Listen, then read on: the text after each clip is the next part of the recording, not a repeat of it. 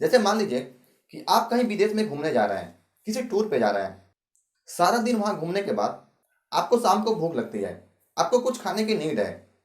वो देश आपके लिए नया है, वहाँ की लैंग्वेज, वहाँ की रहन-सहन, ये सारी चीज़ें आपके लिए नई हैं। अब खाने-पीने की चीज़ें आप कहाँ से ढूँढेंगे?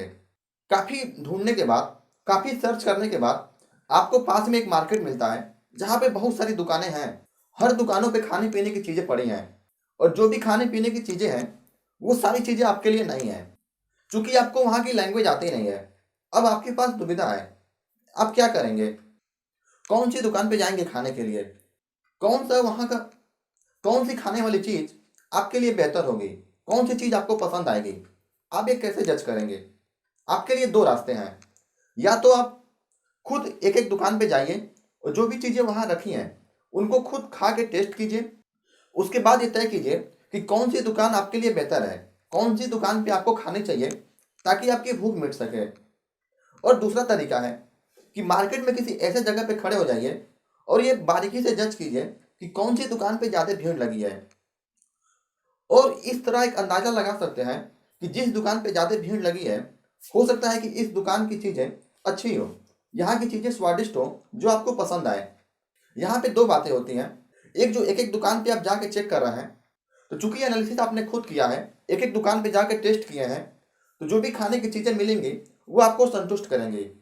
दूसरे केस में, जो आपने दूसरों के आधार पे जजमेंट लिया है, दूसरों के आधार पे आपने निर्णय लिया है, भीड़ को देख के आपने जो निर्णय लिया है कि यहाँ पे हो सकता है कि खाने की चीज़ें अच्छी हों, वो ज़रूरी नहीं कि वहाँ पे अच्छी हों। हो सकता है कि जो चीज़ें उनको पसंद है, वो आपको पसंद ना हो, या हो सकता है कि आपका अंदाज़ा पूरी तरह से गलत हो। तो जो एक-एक दुकान पे जाके चेक करने वाली चीज़ है, इसे कहते हैं फंडामेंटल एनालिसिस। अगर हम स्टॉक मार्केट से ठीक ऐसे ही कंपेयर करें, तो आपको एक-एक कंपनी का एनालिसिस खुद करना पड़ता है। कंपनी का बिज़नेस मैनेजमेंट क्या है? कंपनी कौन-सा बिज़नेस कर रही है? कौन-सा प्रोडक्ट बना रही है? उसका बिज़नेस साइकिल कैसा है? उसका एनुअल रिपोर्ट क्या कह रहा है? उसके फाइनेंशियल स्टेटमेंट, उसका मैनेजमेंट का स्टेटमेंट क्या है? ये सारी चीज़ें आपको खुद देखनी पड़ती हैं। उसके बाद आपको डिसीज़न लेना पड़ता है कि इसमें निवेश करें या ना करें।